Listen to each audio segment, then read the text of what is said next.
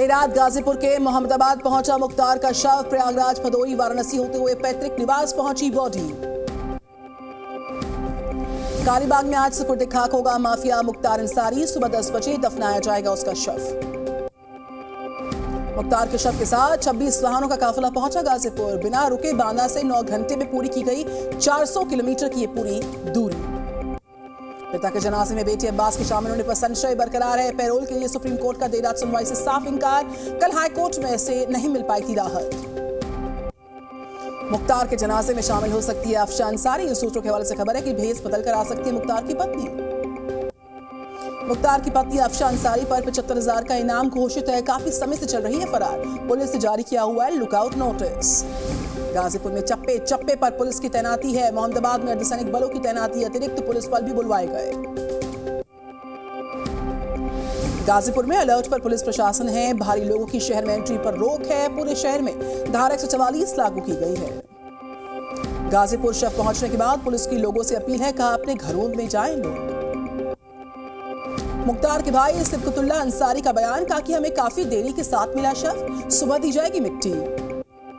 मुख्तार अंसारी की मौत पर सियासत बरकरार। शिवपाल बोले, मौत पर कोर्ट को लेना चाहिए संज्ञान। विपक्ष ने मुख्तार की मौत पर उठाए सवाल तो बीजेपी ने किया पलटवार। अनुराग ठाकुर कह रहे हैं, हर बात पर राजनीति करना ठीक बात नहीं। केंद्रीय मंत्री अनुराग ठाकुर ने विपक्ष को घेरा, कहा कि पिछली सरकारें बाहुबलियों को करती थी समर्थन। मौत पर ओवैसी ने भी उठाए सवाल, कहा कि सही से इलाज नहीं होने के चलते मौत हुई।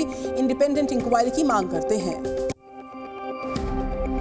नित्यानंद राय ने लालू परिवार पर साधा निशाना, कहा अपराधियों को संरक्षण देने वाले के रूप में तेजस्वी की पहचान हुई है। नित्यानंद राय का पप्पू यादव पर पलटवार। पप्पू यादव को बताया बिना पेंदी का लोटा।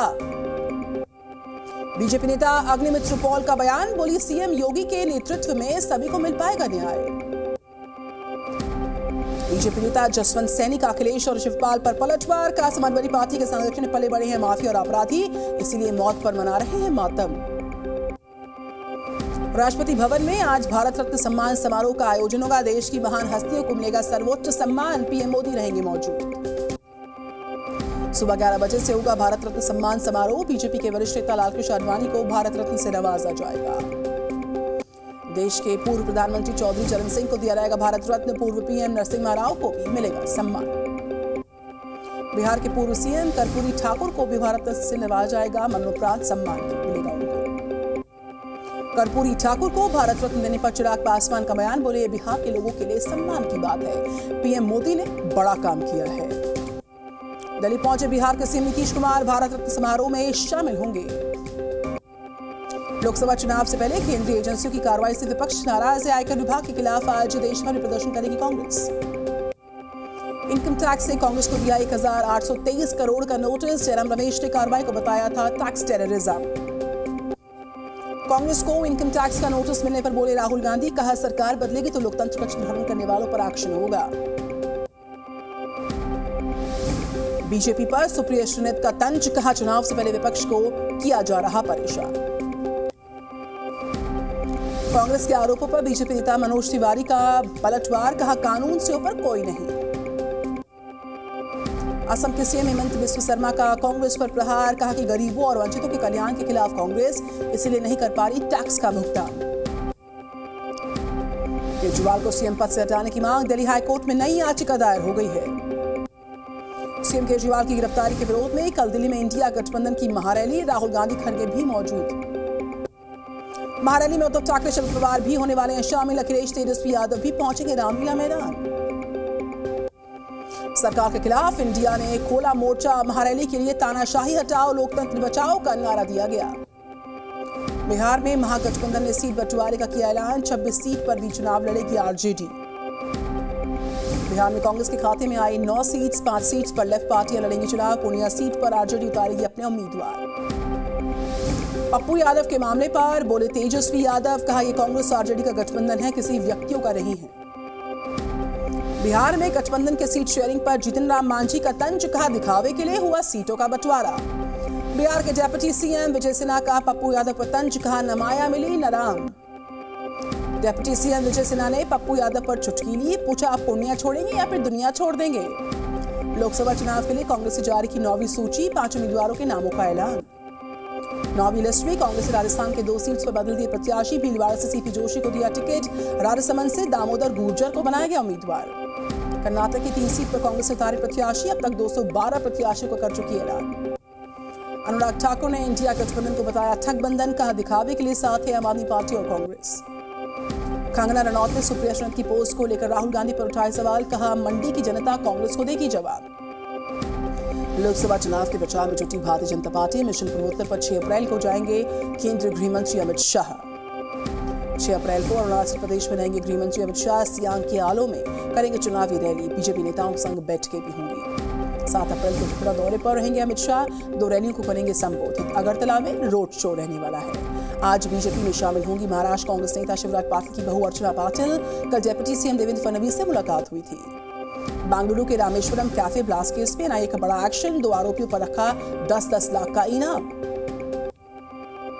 दिल्ली में लोगों को मिली गर्मी से निजात, कुछ इलाकों में हुई बरसात। हरियाणा के सोनीपत में बदला मौसम का मिजाज, बरसात हुई है लेकिन किसानों की चिंता भी बरसात होने से बढ़ गई है।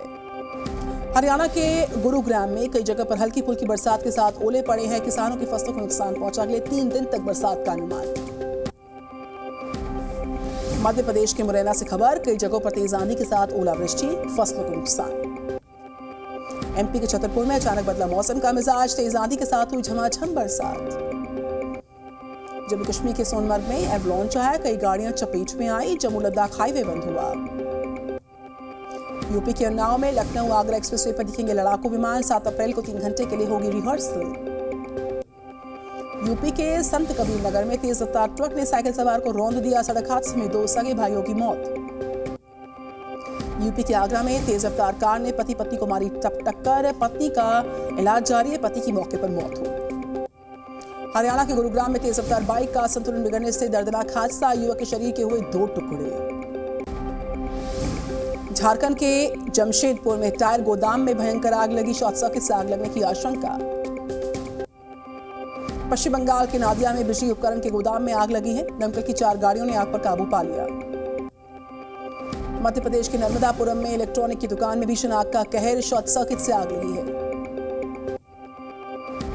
मध्य प्रदेश के छतरपुर में नाबालिग बच्ची को गोली मारने वाला बदमाश मंजू पटेरिया गिरफ्तार। 40 से ज्यादा मामले दर्ज है मंजू पटेरिया पर।